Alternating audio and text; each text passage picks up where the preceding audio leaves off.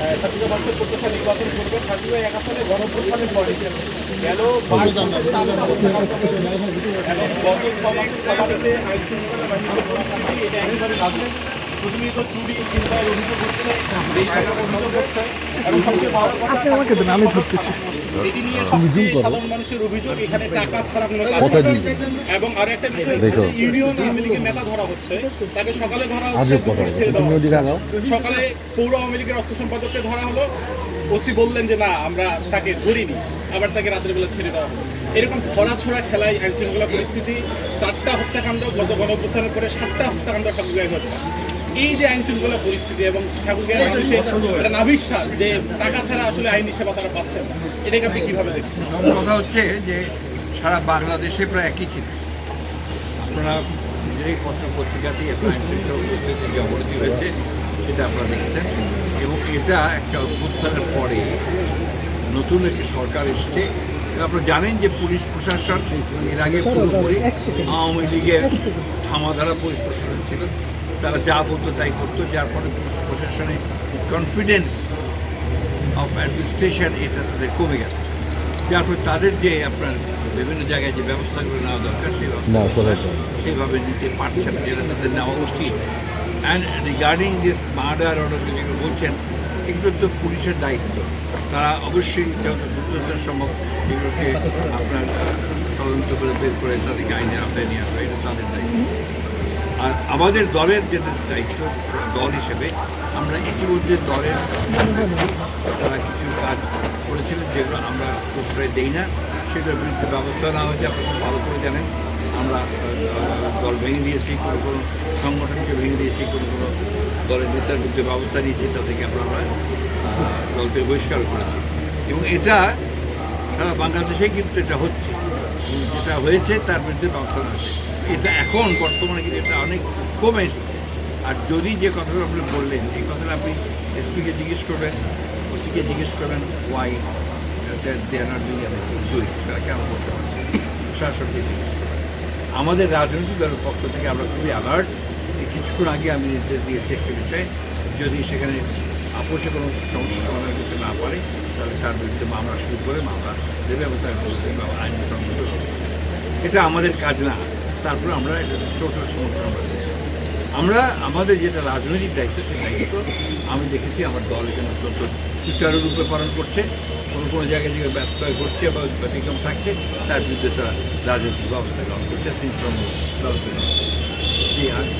Sir আমার একটু যোগ করি, আমার সহকর্মী যে জিনিসটা বোঝাতে চেয়েছে সেটি হচ্ছে যে ঠাকুরগার জন্য সত্যিকার অর্থে খারাপ, কারণ একজন ওসি এই ধরনের ওসি আমরা কখনো দেখিনি, ধরে নিয়ে আসার পরে টাকার বিনিময়ে ছেড়ে দিচ্ছে। এক কথায় তাকে হচ্ছে হলো কোনোভাবে আপনি নিশ্চিত থাকেন এটা যদি সত্য হয় তাহলে এর বিরুদ্ধে ব্যবস্থা নেওয়ার জন্য আমি সরকার করব। ঠাকুরগাঁ জেলার বিএনপির এক নেতাও ফেসবুকে পোস্ট করেছিলেন যে ওসি গ্রেপ্তারের বাণিজ্য আটকাবে, যদিও সেটা 10 মিনিট পরে ডিলেট আমরা দেখেছি আর কি। এরকম একটা বাণিজ্য কথা বলি থানায় হচ্ছে। স্যার একের পর এক ঘটনা ঘটেই চলেছে সদর থানায়। স্যার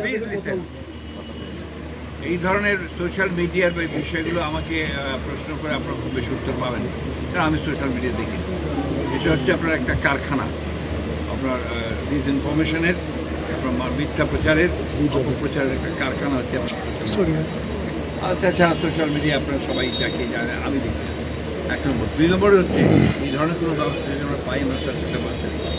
এই ওসির ব্যাপারে আমাকে কিন্তু সুনির্দিষ্ট হয়তো কোনো অভিযোগ করেন, আপনারা করলেন, আমি এই অভিযোগের তাদের কর্মকর্তাকে তদন্ত করতে বলবো, যদি সত্য প্রমাণিত হয় যে প্রত্যেক অ্যাকশনে বলবো গভর্নমেন্টকে ব্যবস্থা।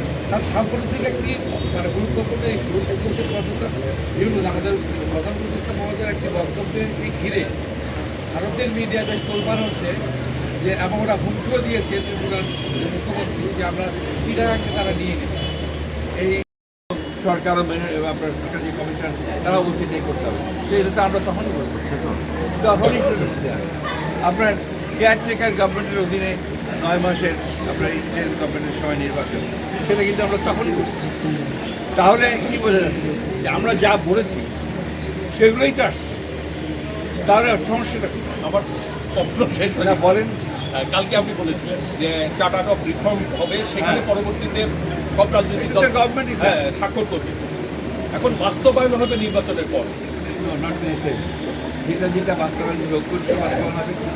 অল কনসেনসাস যদি হয় সব দলের, সেই দলগুলো হবে, আর যেগুলো বাকি থাকবে সেগুলো পরবর্তী সরকার করবে। এটা তো সরকারেরই কথা, এটা সবেরই কথা। তো সেক্ষেত্রে স্যার এই যে বিভিন্ন রাজনৈতিক দল বা মিডিয়ারা বিভিন্ন রকম কথা বলছে, তো দেশে কি একটি সংঘাতের আশঙ্কা করতে পারছে? না না না, সংঘাতের প্রশ্নই নাই। এটা হচ্ছে আপনার গণতন্ত্রের বিউটি হচ্ছে আপনার যেটা ভিন্ন মত। প্রত্যেকটা রাজনৈতিক দল যদি একই মত থাকে তাহলে একই হয়ে গেল। এখানে একটি জন্য একটি মত থাকবে, ভিন্ন মত থাকবে, জনগণ বেছে নেবে যে কোনটা তাদের জন্য। এই কারণেই তো নির্বাচন। নির্বাচন কেন? আমি আমার ম্যানিফেস্টো নিয়ে জনগণের কাছে যাব, আমি আমার আপনার যে কাজগুলো করতে চাই সেই কাজগুলো নিয়ে আমার বিভিন্ন পলিসি নিয়ে আমি জনগণের কাছে বলছি, দিস ইজ মাই পলিসি, আপনারা আমাকে ভোট দিন। অন্যান্য দলগুলো তাদের পলিসি নিয়ে যাবে, যেখানে জনগণ যাদেরকে ভোট দেবে তারাই সরকার গঠন করবে, তারাই পার্লামেন্ট গঠন করবে। এটাই হচ্ছে গণতন্ত্র, that is the essence of democracy. আমাদের দেশে ব্রিটিশ পিরিয়ড থেকে আপনার যেটাকে আমরা parliamentary form of government, West minister type of government follow করা, গণতন্ত্র ফলো করা, সেইটাই আপনার ধারাবাহিকতা আমাদের চলে আসছে। সেটি আমরা ইউজ আমাদের সেইখানে কিছু সংস্কার তো প্রয়োজন হবেই, সবখানেই প্রয়োজন। সংস্কার হবে, সংস্কার যখন হবে তখন হবে। কিন্তু সংস্কারের সঙ্গে নির্বাচনের কোনো পার্থক্য নেই। যে কথাটা আমরা বলতে চেষ্টা করি হয়তো বোঝাতে পারি না, অথবা আপনারা বোঝেন না, অথবা ইচ্ছাকৃতভাবে বোঝেন না, বাবা ইচ্ছাকৃতভাবে ভিন্নভাবে ওটাকে ব্যাখ্যা করতে চান অনেকেই, আমি অতটা বলি না। সেই জায়গাগুলির সমস্যা বিএনপিকে টার্গেট করে একটা প্রচারণা করা হচ্ছে, যেটা সবচেয়ে বেশি প্রচারণা হচ্ছে, সেটা সোশ্যাল মিডিয়াতে সবচেয়ে বেশি। বিএনপি আগে নির্বাচন চায়, তারপরে সংস্কার চায়, অথবা সংস্কার চায় না, নির্বাচন চায়, হুইচ ইজ এ ব্যাটার লাই। আমি আপনাদের সামনে খুব পরিষ্কার করে বলছি, এটা একটা ভ্রান্ত ধারণা সৃষ্টি করা হচ্ছে জনগণের। আমরা বারবার করে এই কথাটাই বলছি যে আমরাই তো সংস্কারের প্রবক্তা, আমরাই সংস্কার চেয়েছি। আমরা আমাদের 31 দফা যেটা দিয়েছি, একটা দেখবেন না গভর্নমেন্টের যে সংস্কার প্রস্তাব আছে তার সঙ্গে কোনো অমিল আছে। হ্যাঁ, কতগুলো বিষয় আছে সংবিধানের, সেখানে আমরা সুস্পষ্টভাবে আমাদের মতামত আমরা দিই। কতগুলো বিষয় আছে যেগুলো মীমাংসিত, সেই বিষয়গুলোতে আমরা হাত দিতে চাই।